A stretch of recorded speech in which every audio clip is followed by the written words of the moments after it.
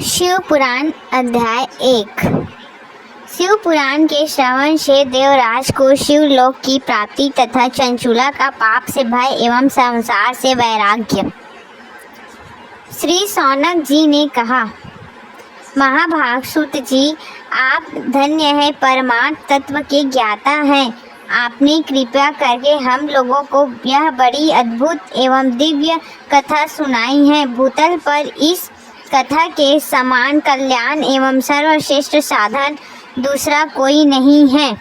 यह बात हमने आज आपकी कृपा से निश्चय पूर्वक समझ ली।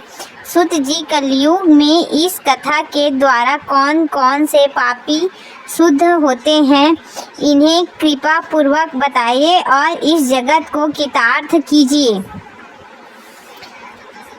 सुत जी बोले, मुने, जो मनुष्य पापी, दुराचारी, खल तथा काम क्रोध आदि में निरंतर डूबे रहने वाले हैं, वे इस पुराण के श्रवण पठन से अवश्य ही शुद्ध हो जाते हैं।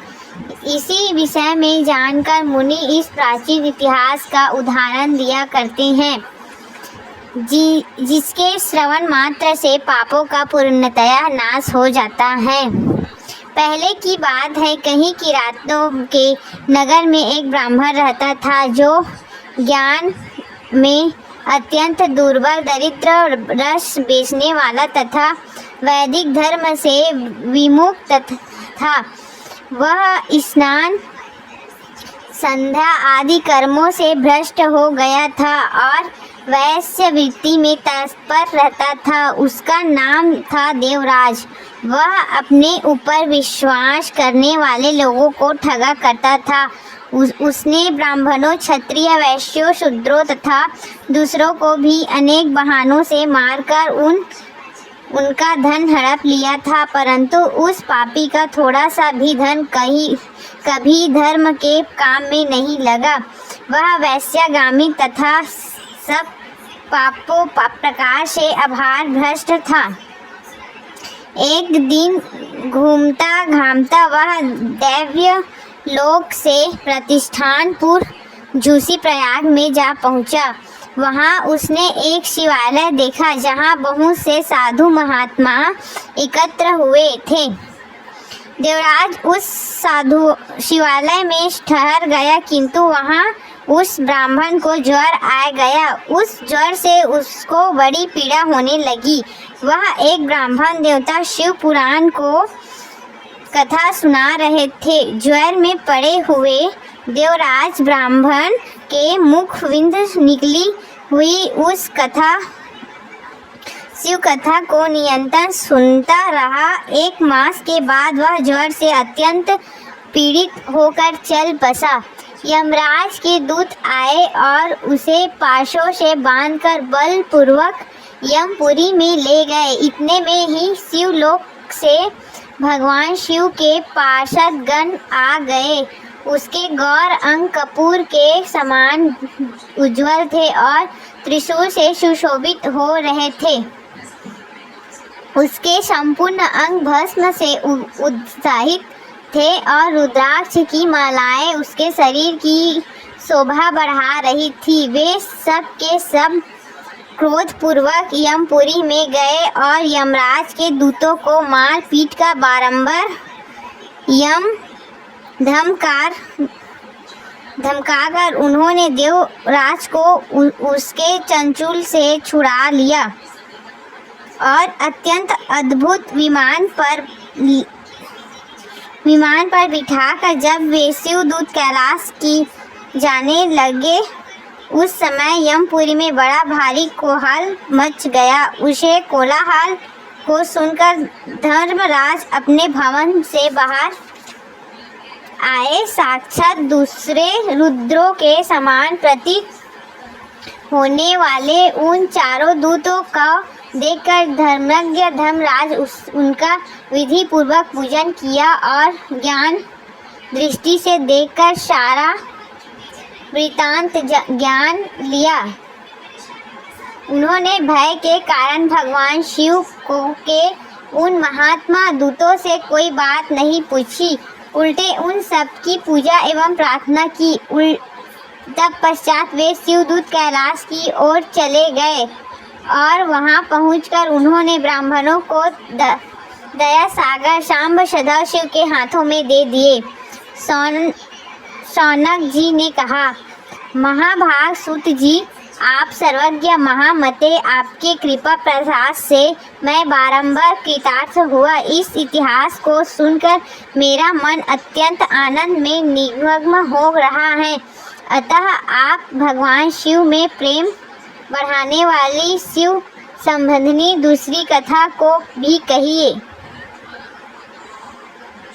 सूत जी बोले, शौनक सुनो, मैं तुम्हारे सामने गोपनीय कथा वस्तु का भी वर्णन करूंगा, क्योंकि तुम शिव भक्तों में अगण्य तथा वेताओं में श्रेष्ठ हो। समुद्र के निकटवर्ती प्रदेश में एक वाष्पघुम नामक ग्राम है, जहाँ वैदिक धर्म से विमुख महापापी द्विज समान निवास करते हैं। वे सब के सब बड़े दुष्ट हैं। उनका मन दूषित विषय भोगों में ही लगा रहता है। वे न देवताओं पर विश्वास करते हैं, न भाग्य पर। वे सभी कुटिल वृत्ति वाले हैं, किसानी करते और भांति भांति के घातक अस्त्र और शस्त्र रखते हैं। वे अभिचारी और खल हैं।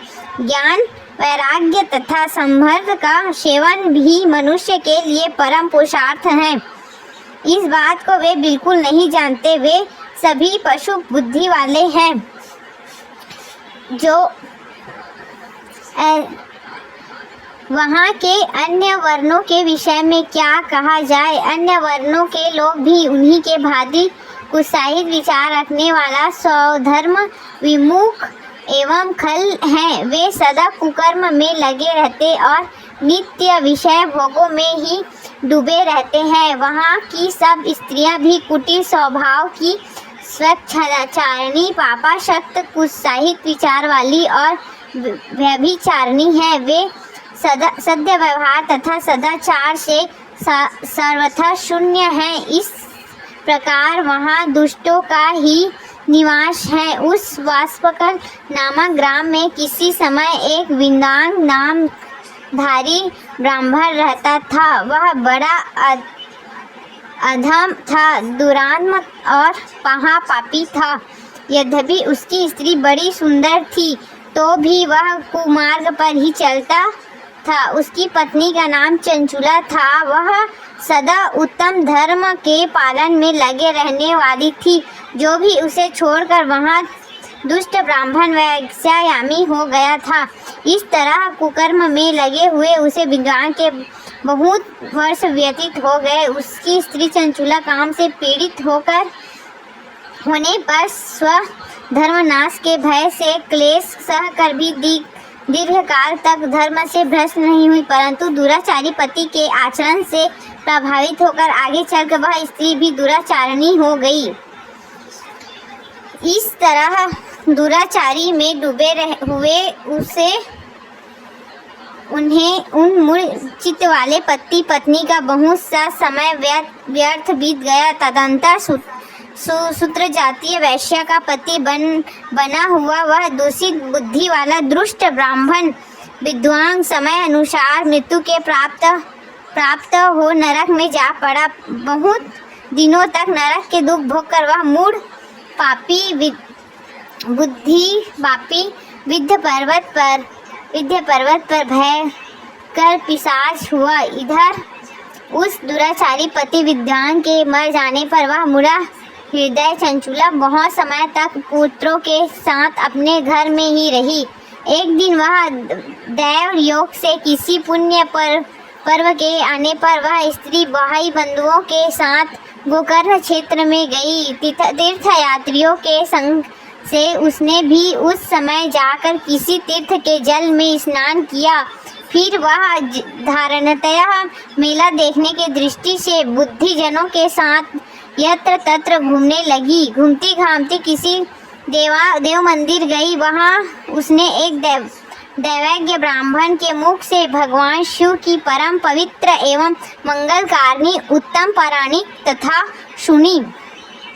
कथावाचक ब्राह्मण कह रहे थे कि जो स्त्री पर पुरुष के साथ अभिव्यक्तिचार करती हैं। वे मरने के बाद यमलोक में जाती हैं। तब यमराज के दूत उनकी योनि में तपे हुए लोहे का परीख डालते हैं। पारंपरिक ब्राह्मण के मुख से यह वैराग्य बढ़ाने वाली कथा सुनकर चंचुला भय से व्याकुल हो गई।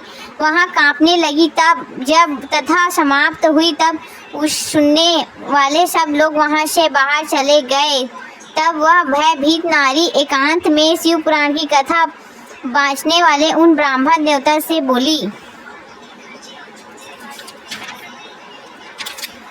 चंचुला कहा, ब्राह्मण, मैं अपने धर्म को नहीं जानती, इसलिए मेरे द्वारा बड़ा दुराचारी हुआ है। स्वाभिमान मेरे ऊपर अनुपम कृपा करके आप मेरा उद्धार कीजिए। आज आपने वैराग्य रस से ओतप्रोत इस प्रवचन को सुनकर मुझे बड़ा भय लग रहा है। मैं कांप उठी हूँ और मुझे इस संसार के वैराग्य हो गया है। मुझ मृग चित्त वाली पापनी को धिक्कार है। मैं स्वार्थ निंदा के योग्य हूँ, कुत्साहित विषयों में फंसी हुई हूँ और अपने धर्म से विमुख हो गई हूँ। हाय, न जाने किस किस घोर कष्टदायक दुर्गति में मुझे पड़ना पड़ेगा और वहाँ मैं कौन बुद्धिमान पुरुष कुमार्ग में मन लगाने वाली मुझ पापनी का साथ देगा। मृत्यु काल में उन भयंकर यमदूतों को मैं कैसे देखूंगी? जब वे बलपूर्वक मेरे गले में फंदे डालकर मुझे बांधेंगे, तब मैं कैसे धीरज धारण कर सकूंगी?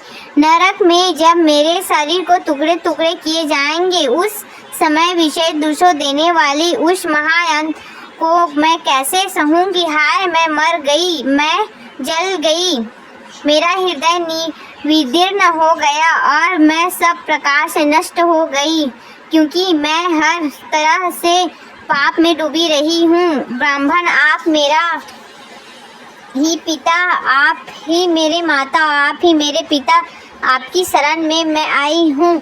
मुझ दिन अबला का आप ही उद्धार कीजिए।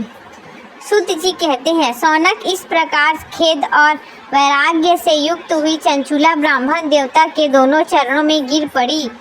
तब उन बुद्धिमान ब्राह्मण ने कृपा पूर्वक उसे उठाया और इस प्रकार कहा।